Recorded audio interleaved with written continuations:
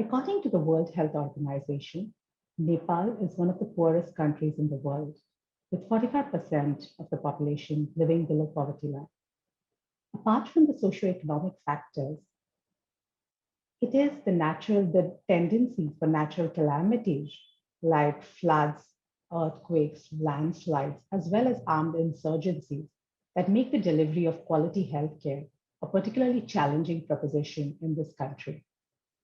Today we have with us Dr. Bishal Dakal, who is the founder and CEO of Health at Home, one of Nepal's first home healthcare service providers.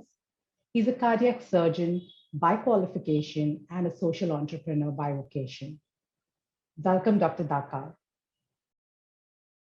Thank you so much for joining us today. So I'd like to start by asking you, how has the current pandemic, changed the health tech ecosystem in Nepal? Hi, Jessa, and your team out there in India. So, as across the world, the pandemic has impacted the whole mobility. And mobility is one of the biggest things that people use to reach to the healthcare. So basically, that access has been broken. One example I'll start with, I met a friend last night in one event. He has to take his father to do a PET scan to Delhi. PET scan was viable in Nepal because we used to do nuclear, that those radioisotope agents to be brought in Nepal to do a PET scan. Though it is new, but it was possible to do. So that whole navigation, mobility, frozen, like that silos, has created and impacted healthcare. Absolutely, you can't, that mobility issue. Second, and that actually defines your access to care for what we all advocate and talk about. Everything's broken. So if you don't have a highway which connects you to the service provider and demand and supply marketplace, it was not there. Basically, that's where we started off during initial days of the pandemic. And gradually, we started off opening. We had a 30-day, 3 months almost about lockdown. So I think people were very responsive, and I think we did very well as a public health overview. Nepal public health system seems to be very good. That I can be proud about as a professional practitioner. And also I see it from the eagle eye view, which I think across the stretch of Nepal from east to west, from north to south, we have kind of access which has been, we kind of have a lot of awareness, a lot of campaigns on radio, our ringtones, mobile, our telephone consultations. Even I was part of our hotline by the government, done by them, and plus our own, like Health at Home also came up with a lot of initiatives. So a lot of civic organizations which were very active on providing resources, mobilizing things. So we kind of opened up in new areas, but not necessarily that solved all the problems. But pandemia actually was a very difficult day when there was no access to healthcare. So basically, you can say like everyone was scared, but then slowly we come in terms that we can actually move on. So do you feel this has been a good introduction to maybe people understanding how technology can come in handy in healthcare, especially for economies across Asia? Well, I mean, I think in healthcare, there's a lot of garbage as any system, So if you think about the garbage of outpatient management or unnecessary visits or follow-ups and unnecessary surgeries and visitations in hospitals, all these things are part of questions too. That's a cost on a care burden, right? On a care, you're adding up a dollar value on the economic model. So actually, people came in terms that you don't need to do those visits for what you don't need to. So the philosophy of remote care, which was possible using telephone, was also not done. That appointments, those can be sorted out remotely, were not done. Those were undervalued solutions in our hand which actually is free. So doctors also trying to avoid unnecessary crowd. I mean, then it came in a platform where we kind of talking about technology. Technology has been there. We have a telephone and mobile, but we never used it as a solution in healthcare. So I think healthcare had a kind of re-engagement. We use it, but we use it forcibly. But this pandemic actually gave a term on adopting distance care management processes, distance monitoring, distance navigation, distance support. I won't say, I'm not like technology will always change. Technology platform has to be integrated in any industry. So healthcare had its own conservative overview, which is driven by not by us because we're a new generation like you guys, but the generation ahead because they happen to be in a decision-making process. So when you have to crack that decision-making process, it's always difficult. And also we are not experienced to tell that we can take up the call. So that's where the conflict arises because we have to navigate between multiple generations on a decision-making process. Apart from that, but then so I was excited about what I advocate about people can take 80% of the outpatient or primary care services from home is actually established. Mm-hmm. But doctor, do you see a disconnect? Because we keep reading these reports about, AI in healthcare and IoT in healthcare. So many technological things that are happening in many parts of the world, but do they reach a lot of people? Where is this gap and how do we address this kind of a gap? Well, in genuine terms, it is there. If you have a big data, then you synchronize that or algorithmic decision-making processes are possible. But is that the only thing that we are looking at in healthcare or technology? Once the technology is there, it will squeeze the data. That's okay. There are uses called, AI and ML things and all. IoTs are there. Existentially, all healthcare solutions are headed homeward. And it's all going to be connected and it is going to be driven by devices, technology platform, and service providers. So there are going to be a hybrid model generation of healthcare in next 10 years. So come COVID, it has fast forwarded only. It has actually put the steroid on the thinking philosophy. So I don't see that as a, because see, I mean, if you think about the technology, what we have, we talk about technology, the internet. We're not talking about the largest scale technological innovation on a next generation processes and chips. So the thing is, when we talk about all those things, it's like kind of a play two on an internet penetration and a mobility solution. So when you see the play two on it, and then you see the integration on the industry wide, you can see there are a couple of laggards on industrial adaptation. That is, so if you think about AI ML in fintech, is it happening? Probably not. But fintech adapted on a technology way ahead of us. So banking system using Finacle or all these corporate software, SAP or whatever. Do they use it in a to enhance the financial processes? Probably yes, probably not. Insurance tech, not much. There's not much of room to do. And so is the hype around AI, ML, and devices. But healthcare is a little different. I think we are much more excited about those technologies around it. We have technology adaptation laggards in healthcare. We don't use it much. Now we are using it, but we are not using it from the industrial modus operandi or system design enhancement or the efficacy. So we have a lot of things to be covered. We have a virtual wallet system, or we have a virtual payment system, or even we have a virtual university like MOOC education. But we don't have a virtual hospital. Think about it. That's true. So when you think about that, but that's a play too. I mean, we don't really need to hype around AI, ML, and things like that. But I would say, is banking using it? Is MOOC education using it? Yes, in some quarters they will, but it will be so distributed around its own domain that it will be so deep and wide that people will lose that whole thread. Maybe pharma will use somewhere, maybe equipment wala will use somewhere, but it doesn't mean that healthcare alone will be like we're talking about. We will not have robots to take care of our diaper needs in next 20 years. Be sure about it. There will not be a robot which can clean up my elderly people or things like that. So there will be a lot of human interface and decision-making processes around it.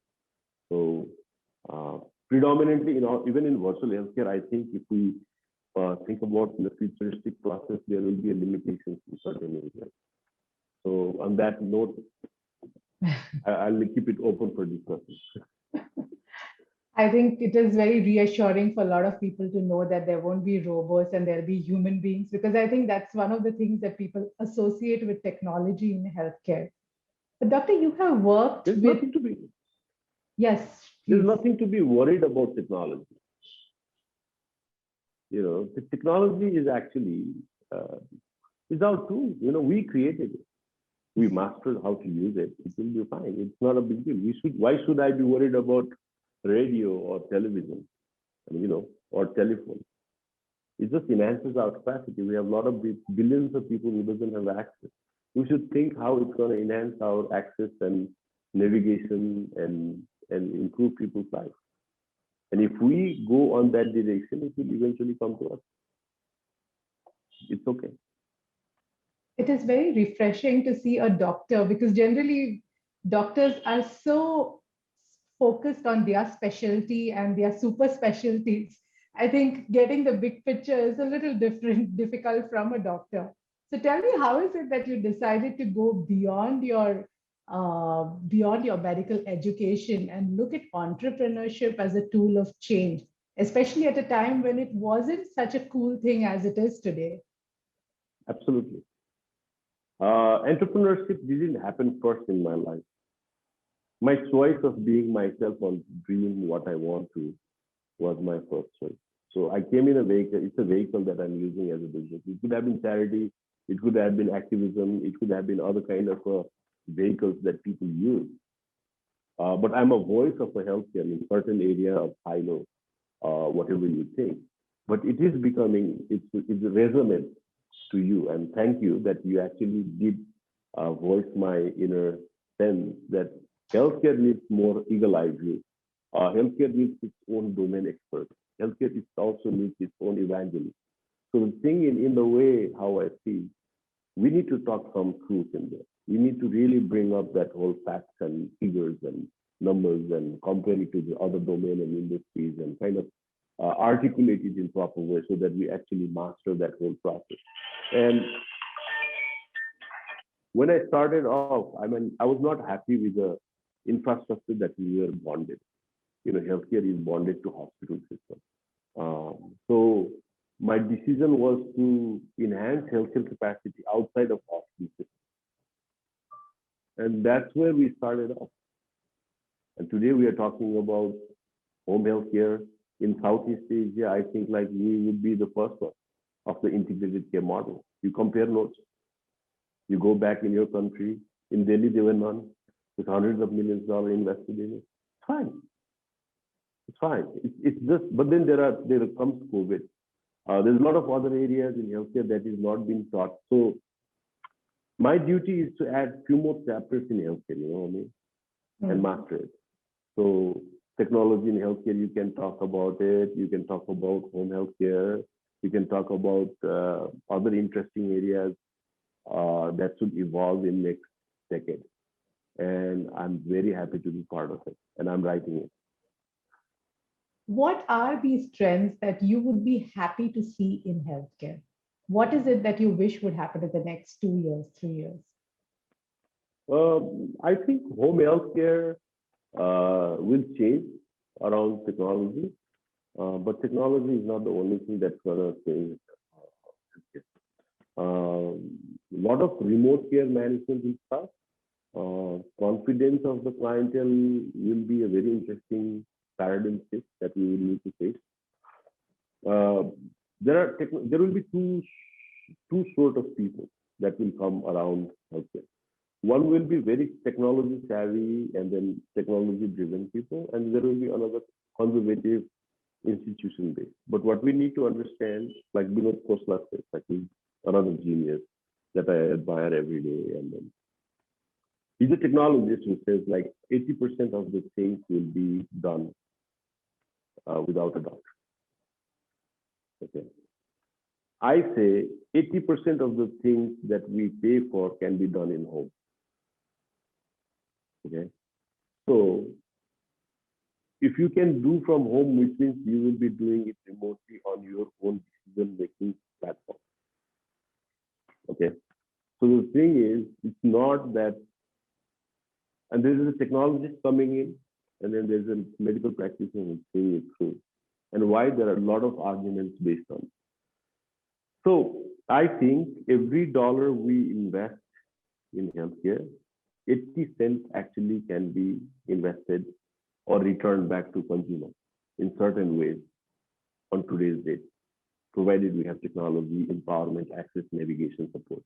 So the thing is, when you think about a healthcare conflict, I don't think it's as a conflict, or there's like a lot of arenas that will develop, but we will need to evolve. Like the doctors have to evolve to that point, or the technologists also have to evolve to that point. So it will take another 5 years or 7 years of milestone. Everybody should realize that, and then insurance, that there are payer blocks like government, private payers, or insurers. So those payer blocks will also realize, and then they will start paying out and opening up their pocket. So the thing is like that still is to happen. You know what I mean? I mean, like we're still not there. We kind of started having philosophies. So I'm actually saying every dollar you invest in out of for the care or services, those 80 cents can be done in home, which means you can remotely manage it, which means you will have some kind of a solution in your hand that you will have to use that knowledge base or skill set or management processes.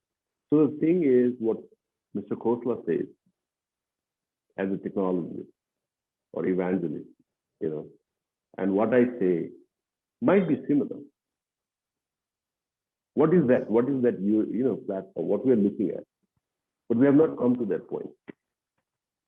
So in next 5 years, I see definitely that merging, because for that to open up as a boom, it will take a payer network to come in, and payer will be organically fit in it. Like I mapped insurance systems and all. It's supposedly going to be very attractive for them to save the money because they have to give back money to the dividends and investors. So that's where the next level of insurance growth will come in. It's not on the subscriber model or the number of heads they will have. There will be competition in the conservative market, but there will be interesting shift on revenue control, or expenses control in the insurance side. So expenses control will be those players: technology, home health care, mobility-based solutions. Doctor, where does government investment come in it? Because most of the Southeast Asian countries, one of the factors that people keep saying over and over again is the amount of money that we are willing to invest in healthcare. Do you see that changing? And how is the situation in Nepal? No, healthcare is an attractive area now, definitely for pharmaco, hospital, home healthcare, equipment. And then new kind of concept plays like pharma delivery, 1mg, all these guys. So Prashant is a great guy, great visionary. Like he started off well, like very nascent. I know him for a very long time. A good hustle on the Indian healthcare system. So there's a lot of things happening in that whole dynamic process. But the thing, the money investment trend on the public system is weak. Not because it's the same talent that works in Safdarjung and then the same talent works in Apollo. I'm sorry to pick up the names, okay? But the thing is, I'm giving a prototype of a private enterprise, and I'm very inspired by looking at Apollo, the leadership or the flag bearing, like the way next generation is leading it. I personally know all of them. So the thing is, what's the difference? I mean, infrastructure-wise, technology-wise, services-wise. So that government has to polish. It's not that we don't have the same talent, same surgical skill, same books, same education, same capacity. The guy walks out from that hospital, lands up in a private setup. It's different. It's not incentive. It's not incentive. The problem that we healthcare face usually people talk about money. Not everyone appreciates money, frankly, but what people are getting on those public institutions versus what they will get out in private setup. There's a similar set of people who are delivering here. It's a very confused state of the investment side. And then again, it's the same thing problem for the private hospital operators. You will be surprised. The private hospital operators have a pharmacy. I give this example every day nowadays. And they have these pharmacies around their hospital. Why do you think that happens? So do you think there is no corruption in the private setup? It's an individual integrity on a practice model that is missing. Because the same doctor would write a prescription not in favor of the private setup that pays them the money or does the marketing on their behalf. They will write a prescription which will actually be sold in the prescriptions outside of the pharmacy, outside pharmacies. This whole modus operandi of even public hospital or private hospitals suffers. Not on the business model itself or the investment capacity. It's a problem in the social structure where we have this corruption ingrained inside. That thoda sa, that small little bite.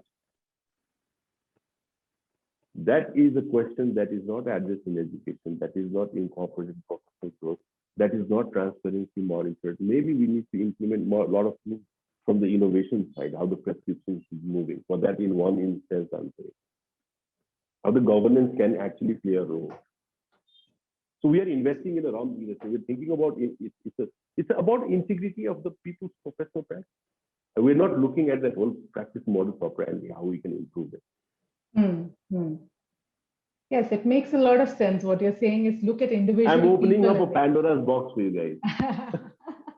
No, but it is interesting that you should mention this because then it's difficult being a medical practitioner in this setup with a conscience. How do you go about doing your job? No, I mean, I'm a rebel in the system. That's okay. What about people who do not have so much of a rebellious streak? They want to conform but are unable to make peace with this setup. No, see, every society's transformations on a generation makes. Whatever my generation ahead did was because of them we are here, no? Right. What Dr. Reddy did in private sector or Dr. Devi Sethi is doing in Bangalore is very inspiring for us. But are we leveraging our subcontinent healthcare?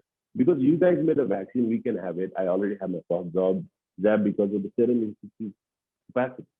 Due respect to it. But shouldn't we leverage that whole capacity on a sense of what we should do next should open up the new avenues of a growth and capacity building and discipline? Are we doing that effort? So my consciousness is about to put that effort where we can actually think about, it's crazy, but that's true. Tomorrow, if someone comes up with a kind of a pharmacovigilance system, that might be $1 billion industry itself. So one idea is $1 billion. Don't worry about it. There are thousands of those things that we need to implement to improve our processes and actually control the thing that was built up before. It's a continuous process of improvement. And any management practitioner should say, yeah, I mean, there will be problems in machines, then you kind of, using it or improve the processes, and then you build Tesla. What Ford did is not a bad idea, but, what Tesla did is amazing. So we will keep on evolving as a process, as an industry. So for me, I mean, I'm not doing anything. I'm just using my knowledge or my exposure in the world. That's wherever I've been. I've seen the same problem in healthcare, and then I'm trying to save it from my own space wherever I get opportunity, like you guys involved. It's nothing good. But Doctor, there are certain problems that are universal, And then there are certain culture specific, socio-economic specific issues. So, in terms of Nepal, what do you think are the biggest challenges that the country is facing in terms of healthcare? Our challenge is geography. We have mountains and mobility problems. Unlike India, most of the places are flat. But then you also have your own problems. It's overcrowded, and hygiene issues are predominantly primordial. So we have also those issues, but we are much more spread out, and our health makes it very difficult to solve the problem called access. So it is existential, and it's big. But I think with technology, anything that we can solve in the country is going to be access. It's not going to be so that access redefining moment will be using technology, whoever does it. So Health at Home envisions itself to be there in the next 1 year or two. So our remote monitoring or remote support program will be there. We already have a software platform ready, tested. So access, I'm giving an example, like there might be other players, competition. So for us, I think infrastructure-wise, we don't have that much of problem. Per capita bed is supposed to increase, per capita ICU capacity. Those are all infrastructural things. But primarily what Nepal faces, I think we have a lot of support from WHO. Actually, it's all, there's a lot of things that is donor driven, like our vaccination program is WHO supported. So I think I have a lot of resentment on those governance structures also. So the thing is, what we have is fantastic maternal care, fantastic newborn care. We have a very good access to these pregnant lady programs are there, abortion services are there. So we have a lot of things on a woman's health, which is very, very strong. We also need to improve on chronic disease management, things like that. But then I think we are away a little bit from mainstream healthcare and more focused on public health system. And there are things that has to be done, but then in general terms, I think access will be a biggest challenge for next 5 years for us. I mean, our roads, mobility, the people, sick people traveling to hospitals, very difficult terrain. We have an evacuation program by government by helicopter, which is very expensive. So we see that I see it's a primordial challenge for Nepal. Doctor, you mentioned the COVID vaccine, so I have to ask you this. Both India and China seem to be wooing Nepal and with its vaccine diplomacy. And as we keep reading all sorts of reports about it, but as an insider, somebody who is living in the country and who's working in this very space, how do you view this whole situation? Well, I'm not expert on diplomacy, but as I understand the world and the rush around it, it's good that it is diplomacy. It's not war. You should see how Italy is Italy is taking stance on the EU on reverting back the supplies to Australia. It is going to be a big issue. I mean, how we relate to it, kind of a supply demand, our there is of course, like I mean, like there is innovation in each side, and they want to push vaccine in the market, and definitely that's a pride for any nation to be present. It's normal. And we also have procurement process and our government policies and alignment and years of network on a vaccine services like COVAX and other things. So it doesn't see. Then there is a supply chain. Then there is like a logistics. Then there is governance relations with international partners and agencies. So when you link all these things, it's very difficult. I won't say which country, but any country who are outsider of that system will face a challenge. You can call it a monopoly, you can call it whatever you want. But there is a network that has been established in Nepal or any other developing country under that process. So it's not easy. I mean, like if you say what diplomacy, there's no diplomacy. There's just ऐसा होना है हो गया. मतलब ये है कि, I mean, here is a rational to it. So people have invested on these structures. People have invested for years. It's not today that the vaccine is invented and implemented. So if you really understand the DNA, there's no diplomacy actually. One thing could have happened better. If the market would have opened and then we had a choice, I think we would have had a messier process. That the merchants would sell the items, like how would it happen? There's always profit and all. So far we are facing this from the government side. I think like we have a WHO or other partners on the Gavi Alliance, all these people have been in the market. I mean, social sphere or the public from the government support program, we have it for the last 6 years. So I'm vaccinated while I was a kid. So, I didn't have so kids doesn't have a choice. They don't speak. That's why they get vaccinated all in a course. So if you ask me today, we have 50% only medical professionals in Nepal being vaccinated. It's very sad. But that's how it is. People's choice. But the thing is, there's no diplomacy. How do you handle this vaccine hesitancy? Because it is quite pertinent across the world. It's not a Nepal issue. No, here's the thing. It's natural. I mean, see, I have I don't know if I'm being too positive with you and maybe I'm a critical inside. But the thing is, the cardinal question that we don't ask 100% vaccine efficacy on children is because children can't deny. Right. But parents can stop you from vaccinating the children.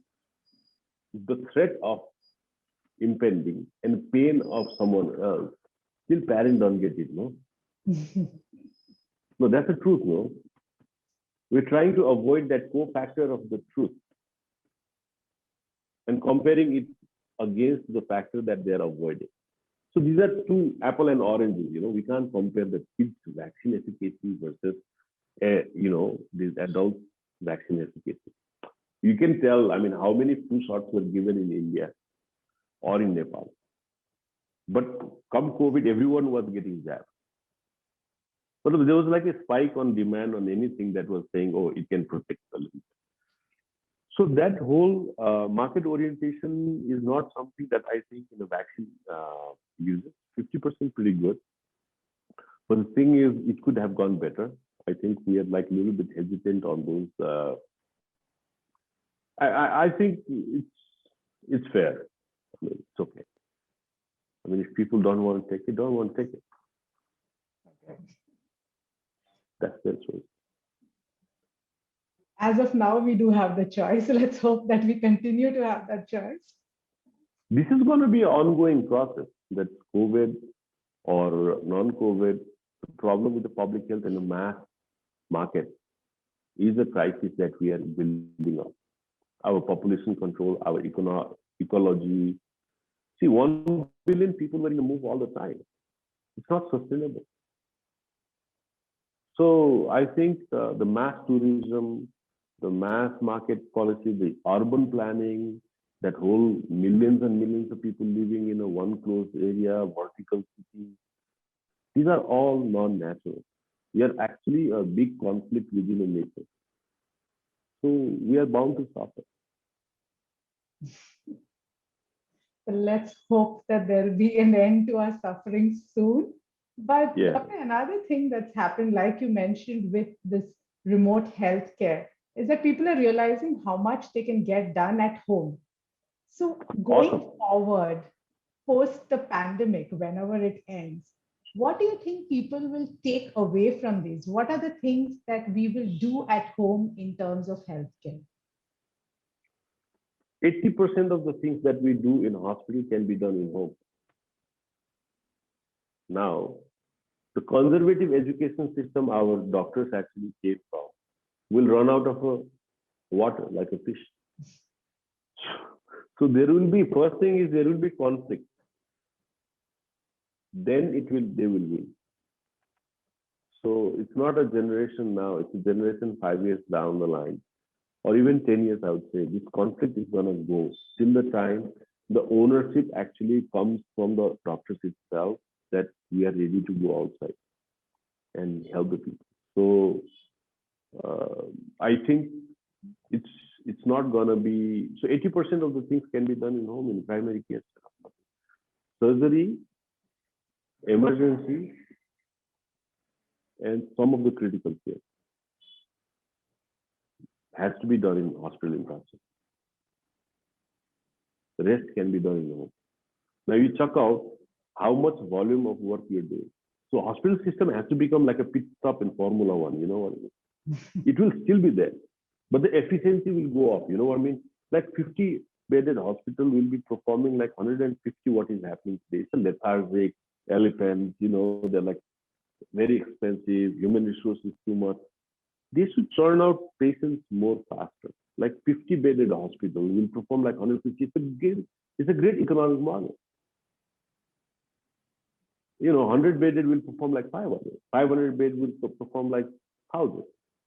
So you don't need that infrastructure to just keep a person with a jaundice, or, you know, with a typhoid fever, or with, you know, some kind of wound at their bed occupied, where you can do a hip replacement or cardiac surgery or transplant, or, you know, fractures. So think about it. It's not about money. It's about like efficiency on a human resource and a capital that we are burning. Doctor, that's the business point of view. What about the consumer point of view?